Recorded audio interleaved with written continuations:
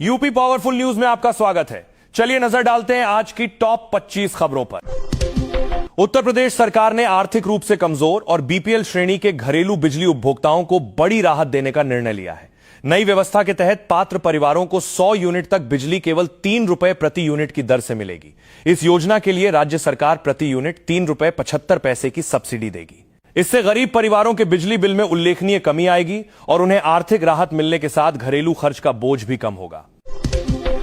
आगरा में लगभग 273 करोड़ रुपए की सीएम ग्रिड सड़क परियोजना की पहली ही बारिश में खामियां सामने आ गईं। हरी पर्वत से दिल्ली गेट तक सड़क कीचड़ और दलदल में बदल गई, जिससे मरीजों, स्थानीय लोगों और वाहन चालकों को भारी परेशानी हुई। नगर आयुक्त की चेतावनी के बावजूद निर्माण एजेंसी पर लापरवाही के आरोप लगे हैं। अधिकारियों ने समय पर सुधार नहीं होने पर जुर्माना लगाने की चेतावनी दी है। समाजवादी पार्टी के अध्यक्ष अखिलेश यादव और उत्तर प्रदेश के उप मुख्यमंत्री ब्रजेश पाठक वरिष्ठ नेता राजेंद्र चौधरी का हालचाल जानने एक ही समय पर पहुंचे। दोनों नेताओं ने राजनीतिक मतभेदों से ऊपर उठकर साथ बैठकर उनका कुशलक्षेम पूछा। इस मुलाकात का वीडियो सोशल मीडिया पर तेजी से वायरल हो रहा है, जिसे लोग सौहार्द और राजनीतिक शिष्टाचार की मिसाल के रूप में देख रहे हैं। दिल्ली के जंतर मंतर पर सोनम वांगचुक कथित तौर पर कॉकरोच जनता पार्टी के समर्थन में भूख हड़ताल पर बैठे हैं। शुक्रवार को उनकी भूख हड़ताल का छठा दिन था। इसी दौरान उनका एक वीडियो सोशल मीडिया पर वायरल हो गया, जिसमें वो समर्थकों पर नाराजगी जताते हुए कहते नजर आए कि आप लोग ठूंस ठूंस कर खाना खा रहे हैं। दिल्ली देहरादून एक्सप्रेस वे पर सड़क धंसने के मामले में एनएचएआई ने बड़ा कदम उठाया है। टीम लीडर और प्रोजेक्ट मैनेजर को निलंबित कर निर्माण कंपनी को कारण बताओ नोटिस जारी किया गया है। कंपनी से 3 दिन के भीतर जवाब मांगा गया है। भारी बारिश के बाद मेरठ करनाल हाईवे पर खेड़ा मस्तान गांव के पास सड़क धंस गई थी, जिससे वहां से गुजर रही एक कार फंसकर क्षतिग्रस्त हो गई। यमुना प्राधिकरण जल्द ही किसानों को 7% आबादी भूखंड के आवंटन पत्र जारी करेगा। प्राधिकरण के अधिकारी मुख्यमंत्री योगी आदित्यनाथ के हाथों किसानों को आवंटन पत्र दिलाने की तैयारी कर रहे हैं। पहले चरण में 5100 किसानों को आवंटन पत्र दिए जाएंगे। इस पहल से लंबे समय से इंतजार कर रहे किसानों को बड़ी राहत मिलने की उम्मीद है। बाराबंकी में लखनऊ अयोध्या हाईवे पर यातायात को सुगम बनाने के लिए 2 ओवरब्रिज और 2 अंडरपास बनाए जाएंगे। इस परियोजना पर सरकार लगभग 170 करोड़ रुपए खर्च करेगी। नए निर्माण से जाम की समस्या कम होगी, आवागमन सुरक्षित बनेगा और स्थानीय लोगों के साथ हाईवे से गुजरने वाले यात्रियों को भी बड़ी सुविधा मिलेगी। राम मंदिर विवाद से जुड़े मामले में चढ़ावे की रकम से कार खरीदे जाने का दावा किया जा रहा है। जांच के दौरान संबंधित कार बरामद होने की बात सामने आई है। वहीं अविनाश ने आरोप लगाया कि हर दिन लाखों रुपए का लेन देन किया जाता था। मामले की जांच जारी है और संबंधित एजेंसियां तथ्यों की पड़ताल कर रही हैं। उत्तर प्रदेश के आगरा में थाना सिकंदरा क्षेत्र में एक ऐसी सनसनीखेज घटना सामने आई है, जिसने पूरे इलाके को झकझोर कर रख दिया। करीब 1.5 महीने से लापता चल रहे सुरेंद्र की गुमशुदगी का राज तब खुला जब उसकी पत्नी रूबी ने खुद स्वीकार किया कि उसने पति के शव को घर के बाथरूम के फर्श के नीचे गड्ढा खोदकर दफना दिया था और बाद में उस पर प्लास्टर भी करवा दिया। उत्तर प्रदेश के महोबा जिले से एक बेहद गंभीर और संवेदनशील मामला सामने आया है। यशोदा नगर में एक व्यक्ति पर 5 महीने की गाय की बछिया के साथ क्रूर यौन उत्पीड़न करने का आरोप लगा है। घटना की जानकारी मिलने के बाद स्थानीय लोगों में आक्रोश फैल गया। पुलिस ने मामले का संज्ञान लेकर जांच शुरू कर दी है और आगे की कानूनी कार्रवाई की जा रही है। अयोध्या राम मंदिर में चढ़ावे की कथित चोरी को लेकर राजनीतिक बयानबाजी तेज हो गई है। आम आदमी पार्टी के राष्ट्रीय संयोजक अरविंद केजरीवाल ने भाजपा और केंद्र सरकार पर आरोप लगाते हुए कहा कि सीसीटीवी फुटेज में 40 दिनों में 70 बार कथित चोरी के संकेत मिले हैं। उन्होंने यह भी दावा किया कि 8 महीने की सीसीटीवी फुटेज हटा दी गई और चंपत राय पर भी सवाल उठाए। इन दावों की स्वतंत्र पुष्टि नहीं हुई है। विद्यालय में कथित राजनीतिक गतिविधियों को लेकर विवाद गहरा गया है। मामला बढ़ने के बाद शिक्षा विभाग ने विद्यालय के प्रधानाध्यापक को निलंबित कर दिया है। घटना को लेकर जांच की जा रही है। इस मुद्दे ने राजनीतिक माहौल भी गर्मा दिया है और आने वाले दिनों में इस पर बयानबाजी तेज होने की संभावना है। उत्तर प्रदेश में उमस भरी गर्मी से लोगों की परेशानी बनी हुई है। मौसम विभाग के अनुसार अगले 2 दिनों तक कई क्षेत्रों में गरज चमक के साथ हल्की बारिश होने की संभावना है। हालांकि आने वाले सप्ताह में भी गर्मी और उमस से विशेष राहत मिलने के आसार नहीं है।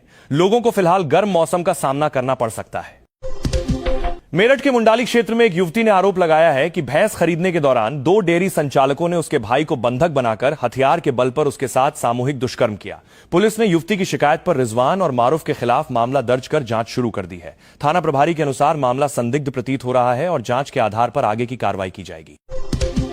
सोशल मीडिया इन्फ्लुएंसर निशा चौहान की हत्या का मामला सामने आया है। पुलिस के अनुसार उनके पति पर हत्या करने का आरोप है। घटना के बाद आरोपी ने कथित तौर पर आत्महत्या का प्रयास भी किया, जिसके बाद उसे गंभीर हालत में अस्पताल में भर्ती कराया गया।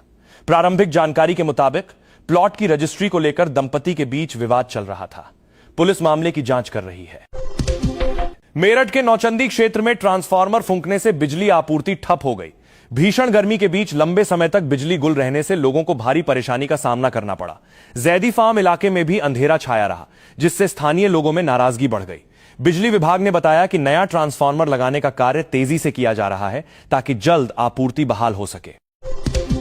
मेरठ में एक 16 वर्षीय किशोरी की गोली मारकर हत्या का मामला सामने आया है।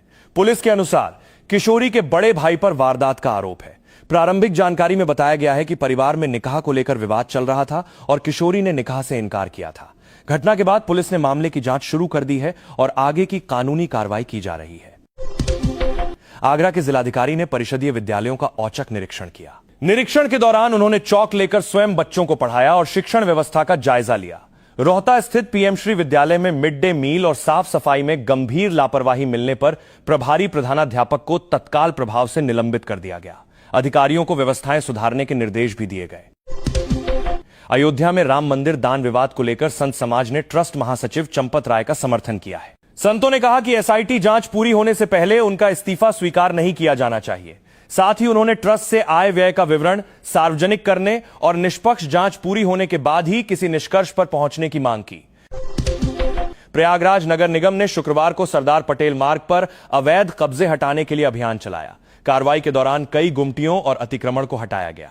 व्यापार मंडल के अनुरोध पर शुरू किए गए इस अभियान में अधिकारियों ने चेतावनी दी कि दोबारा अवैध कब्जा करने वालों के खिलाफ सख्त कार्रवाई की जाएगी। मथुरा में महज आधे घंटे की बारिश ने नगर निगम की तैयारियों की पोल खोल दी। कई इलाके जलमग्न हो गए, जबकि भूतेश्वर और नए बस स्टैंड के अंडरपास में कई फीट पानी भरने से यातायात रोकना पड़ा। जलभराव और लंबे जाम के बीच लोग जान जोखिम में डालकर रेलवे पटरी के रास्ते आने जाने को मजबूर दिखे। उत्तर प्रदेश के अमेठी में इंस्टाग्राम के जरिए शुरू हुआ प्रेम संबंध एक युवती की हत्या पर खत्म हो गया।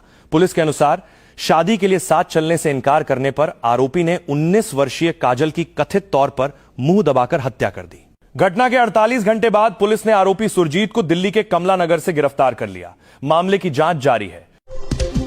उत्तर प्रदेश होमगार्ड भर्ती 2025 के तहत दस्तावेज सत्यापन और शारीरिक मानक परीक्षण की तिथि घोषित कर दी गई है। लिखित परीक्षा में सफल अभ्यर्थियों के लिए प्रवेश पत्र 6 जुलाई 2026 को जारी किए जाएंगे। उम्मीदवार आधिकारिक वेबसाइट पर जाकर अपना एडमिट कार्ड डाउनलोड कर सकेंगे और निर्धारित तिथि पर प्रक्रिया में शामिल होंगे। उत्तर प्रदेश के अंबेडकर नगर में शादी से 2 दिन पहले एक युवती पर उसके मंगेतर द्वारा धारदार हथियार से हमला करने का आरोप है। हमले में युवती के चेहरे पर कई गंभीर चोटें आईं। सूचना मिलने पर पुलिस मौके पर पहुंची और घायल को जिला अस्पताल में भर्ती कराया। घटना के बाद आरोपी फरार हो गया। पुलिस उसकी तलाश में जुटी है और मामले की जांच कर रही है। बरेली के सुभाष नगर क्षेत्र में नर्सिंग असिस्टेंट कुलदीप गोस्वामी की संदिग्ध परिस्थितियों में मौत हो गई। प्रारंभिक जानकारी के अनुसार उनका पत्नी से विवाद चल रहा था। मृतक के परिजनों ने पत्नी, साली और साढ़ू पर हत्या का आरोप लगाया है।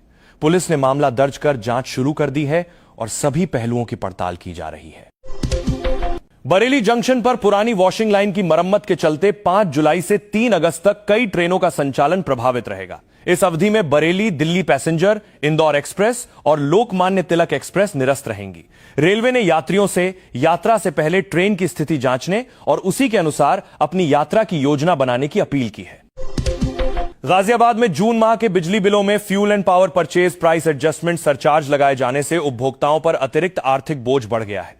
बिजली खरीद की बढ़ी लागत के समायोजन के लिए लगाए गए इस शुल्क के तहत जिले के लगभग 11,87,000 उपभोक्ताओं से 50 करोड़ रुपए से अधिक की अतिरिक्त राशि वसूली गई। इसका असर घरेलू, व्यावसायिक और औद्योगिक सभी श्रेणी के बिजली उपभोक्ताओं के बिलों पर पड़ा। राजधानी लखनऊ के इंदिरा गांधी प्रतिष्ठान में आयोजित 3 दिवसीय आम महोत्सव में इस बार 800 से अधिक किस्मों के आम प्रदर्शित किए गए हैं। लगभग 50 ग्राम वजनी इलायची आम से लेकर करीब 3 किलोग्राम वजनी दुर्लभ नूरजहां आम तक लोगों के आकर्षण का केंद्र बने हुए हैं। महोत्सव में विभिन्न प्रजातियों के आम, उनकी विशेषताओं और खेती से जुड़ी जानकारी भी दी जा रही है। बड़ी संख्या में लोग स्वाद, रंग और दुर्लभ किस्मों का आनंद लेने के लिए पहुंच रहे हैं।